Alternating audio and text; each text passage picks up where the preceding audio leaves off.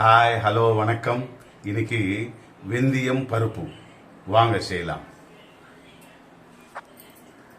இன்னைக்கு வெந்தயம் பருப்பு ரொம்ப ஃபேமஸான ஒரு ரெசிபி, சூப்பராக இருக்கும். இதே மாதிரி செஞ்சு சாப்பிடணும் நீங்கள். இது ஒரு 100 கிராம் பருப்பு தான் போட்டிருக்கேன்.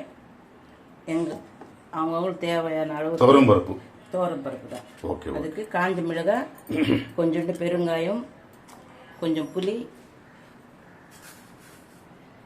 இதுதான் வெந்தயம் பருப்பு. ஒரு 1/2 டீஸ்பூன் வெந்தயம். அவ்வளோதானா? வெந்தயம் போடக்கூடாது. வெந்தயம், பெருங்காயம், காஞ்ச மிளகாய், நல்லா ஒரு ஸ்பூன் எண்ணெய் விட்டு வறுத்துக்கணும். சிகப்பாக வறுக்கணும். எல்லாம் ஒன்றா போட்டு வறுத்து வச்சுக்கலாம்.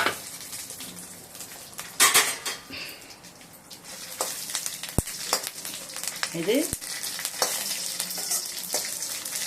வேக வச்சதுக்கு அப்புறம் தாளிக்கும் போது வெங்காயம் சேர்த்துக்கலாம். டமாட்டோ அதெல்லாம் தேவையில்லை. இது மட்டும்தான் சூப்பராக இருக்கும் இந்த ரெசிபி. நீங்கள் இதே மாதிரி பார்த்துட்டு செய்யணும். டமாட்டோ, தக்காளி. தக்காளி தெலுங்கு நல்லா சிகப்பாக வறுத்துட்டோம். இது வெந்தயம். இதில் தண்ணி அவ்வளோதானா? போதும். 100 கிராம் பருப்பு தானே போட்டிருக்கேன். ஒரு கிளாஸ் தண்ணி ஊற்றுனீங்களா? ஆமாம், ஒரு கிளாஸ் 1 கிளாஸ். அவங்களுக்கு அதெல்லாம் தெரியும், எவ்வளோ பருப்புக்கு எவ்வளோ தண்ணின்றதெல்லாம்.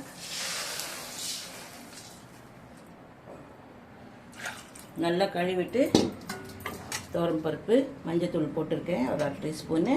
இதுக்கு தேவையான அளவுக்கு காஞ்ச மிளகாய், வெந்தயம், பெருங்காயம். பார்த்தீங்களா? புளி இல்லாத சமையலே இல்லை. யாரோ ஒருத்தர் சொன்னாங்களா, எதுக்கு எடுத்தாலும் புளி போடுறீங்களே அப்படின்ட்டு. அவங்க நார்த்துக்காரங்க. புளி இல்லாமல் என்னதான் பண்ண முடியும் நம்ம? அவங்களுக்கு புளி தேவைப்படாது. அவங்களுக்கு தேவைப்படாது. நேரம் வெந்தயம், சீரகம், மிளகு. நம்மளுக்கு ரசம் வச்சாலும் புளி தேவைப்படுது, பச்சடி பண்ணாலும் புளி தேவைப்படுது. மெயினா சாம்பார் ரசம் தானே, அதுக்கு ரெண்டுக்குமே புளி தேவைப்படும். புளி இல்லாத கறியே இல்லை. அவ்வளோதான். இது இப்போ ஒரு 3 விசில் வர விட்டுக்கணும். புளி இப்படியே வச்சுக்கலாம், ஒன்றும் ஆகாது, வெந்துடும். உங்களுக்கு அப்படி டவுட்டாக இருந்தாலும் ஒரு சின்ன கிண்ணத்தில் போட்டு கூட வச்சுக்கலாம். ஒரு சின்ன டம்ளர்லேயோ கிண்ணத்துல போட்டு. இல்லை நீங்கள் செய்கிற மாதிரி சொல்லுங்க. எதுக்கு அவங்களுக்கு டவுட் வரும், வேண்டாம். இதை பார்த்தீங்களா? இந்த மாதிரி சின்ன கிளாஸு இருந்துச்சுன்னா புளி இதில் வச்சுக்கோங்க. இப்படி வச்சுக்கிட்டாங்கன்னா உங்களுக்கு டவுட்டே இல்லை, பருப்பு நல்லா வெந்து போயிடும். ஒரு 3 விசில் வரணும். புளி அதில் சேர்ந்து இருந்தா புளி பட்டா கொஞ்சம் பருப்பு வேகாதான்னுவாங்க இல்லையா, அதுக்காக தான். இப்போ க்ளோஸ் பண்ணிடுங்க. ஓகே, பருப்பு நல்லா வெந்து போச்சு. நீங்கள் புளி இப்படியே வச்சுக்கோங்க, சின்ன டம்ளரில், இல்லைன்னா ஒரு சின்ன கிண்ணத்தில் வச்சு.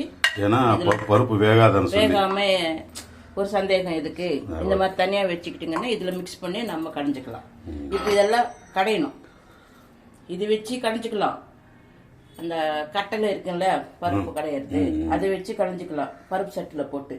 இப்போ எங்களுக்கு வயசாகி போச்சு, கீழே உட்காந்துக்கிட்டு செய்ய முடியாது.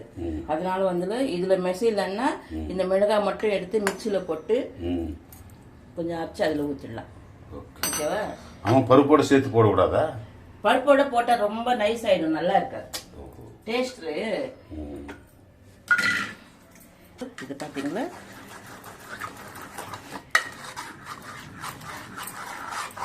ஆமா, நல்லா வெந்து போச்சு இல்ல? ஆமா, ஈஸியா வந்துடும். அந்த மிளகாய் கூட போட்டு நல்லா இது பண்ணிக்கலாம். புளி எப்படி பண்ணும் இல்ல? அப்போ இதுல மிக்சியில புளி, இந்த மிளகாய் 2 மட்டும் தான் இதுல போடணுன்றது அவசியம் இல்லை. நான் போடுறேன். அவங்க இதுலயே மெசேஜ் இருந்தா கொஞ்சம் தெம்பு இருந்துச்சுன்னா போட்டு இதுல போட்டு இது பண்ணிக்கலாம். நான் என்னால் முடியல, அதனால இதுல போடுறேன். இதுல போடணுன்றது அவசியம் இல்லை. இதுக்கு உப்பு இதுக்கு போட்டுக்கலாம். போட்டுக்கலாம். ஏன்னா சால்ட்டா உப்பு, சால்ட்டு தான். இது கல் உப்பு தான். நான் பொடி அரைச்சி வச்சிருந்தேன் வடகத்துக்கு, அது கொஞ்சம் மீதம் இருந்தது, இது வச்சிருக்கேன். அவங்க விருப்பம், அது அவங்க சால்ட் யூஸ் பண்ணுறதா இருந்தால் தகுந்த போல் போட்டுக்கணும். இது கொஞ்சம் மிக்சியில் போட்டு ஒரு சுற்றி போட்டுக்கலாம். இப்படி அரைச்சி ஊற்றலாம். மிளகாய், புளி மிக்சர் அது.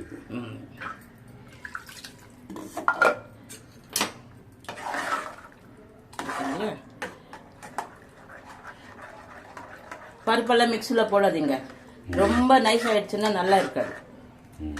மிளகாய் கூட இதுலயே நம்ம செஞ்சுக்கலாம், மிளகாய் புளி இதில் பண்ணிக்கலாம். ஆனால் கொஞ்சம் என்னால் முடியல, அவ்வளோ இது கை வலிக்குது, அதனால தான் நான் மிக்ஸியில் போட்டேன்.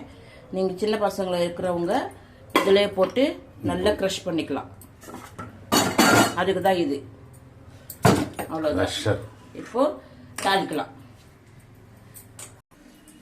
பார்த்தீங்களா, இது 2 ஸ்பூன். எண்ணெய்லாம் நிறையா சாப்பிடக்கூடாதுன்ட்டு நம்ம சந்திரபாபு நாயுடு அவர்கள் சொல்கிறாரு. எண்ணெய்லாம் நிறையா சாப்பிடக்கூடாது, 4 பேர் இருந்தால் ஒரு மாதத்தில் எவ்வளோ கணக்கா, அந்த கணக்குப்படியே சாப்பிடணுமா. இது 2 ஸ்பூன்.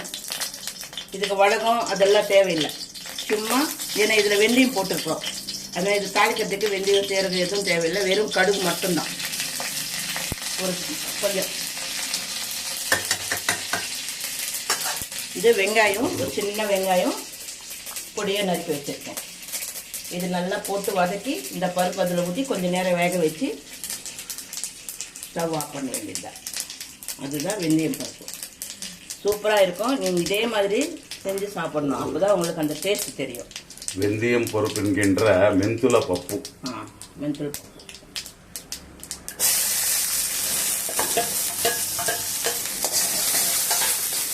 இந்த வெங்காயம் வதக்கி இதில் பருப்பு ஊற்றி நல்லா கொஞ்ச நேரம் கலரிக்கிட்டே இருக்கணும், அடி பிடிக்காம.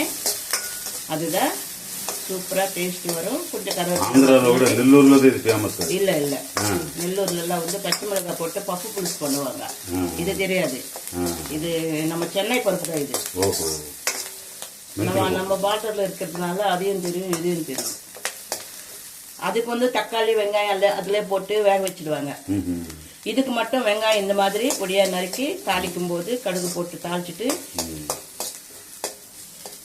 வெங்காயம் வதக்கி பருப்பு ஊற்றி கொஞ்ச நேரம் வேக வைக்கணும். பருப்பு அடி பிடிக்காம நல்லா வதங்கிடுச்சு.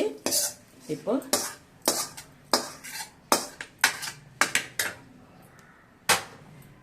ஸ்டவ்வில் வச்சு கை விடாமல் அப்பப்போ கிளறிக்கிட்டே இருக்கணும்.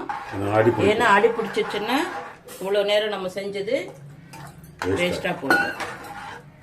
பார்த்துக்கோங்க. இது 2 கொதி நல்லா கொதிக்கணும், ஏன்னா வெங்காயம் போட்டிருக்கிறோம் இல்லைங்க, அதனால.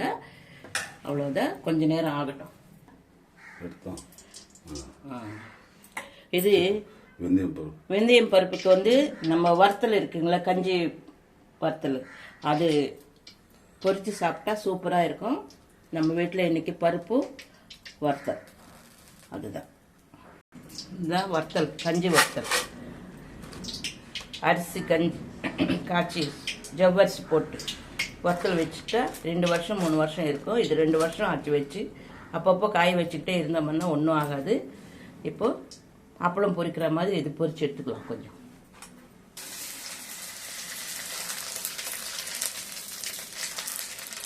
இதெல்லாம் நாங்கள் வீட்டில் வச்சுக்க செஞ்சது தான், கடையில் வாங்கினதில்லை. இந்த மாதிரி வறுத்தல் வடகம் ஊறுகாய் எல்லாமே நாங்களே ரெடி பண்ணிக்கிறோம். கடையிலெல்லாம் வாங்கினா பிடிக்காதுன்னா நமக்கு அந்த மாதிரி பழகிட்டோம், வீட்லேயே செஞ்சு சாப்பிட்டு. இந்த அளவுக்கு செய்ய மாட்டாங்க பக்குவமாக, அவங்க வியாபாரத்துக்கு அவங்க ஸ்டைலில் அவங்க. ஆமாம் ஆமாம் ஆமாம். இது ஏன் சிகப்பாக வருது வெள்ளையா இல்லை அப்படின்ட்டு உங்களுக்கு ஒரு டவுட் வரலாம். இது நாங்கள் வந்து புழுங்கல் அரிசியில் வைப்போம் வறுத்தல்.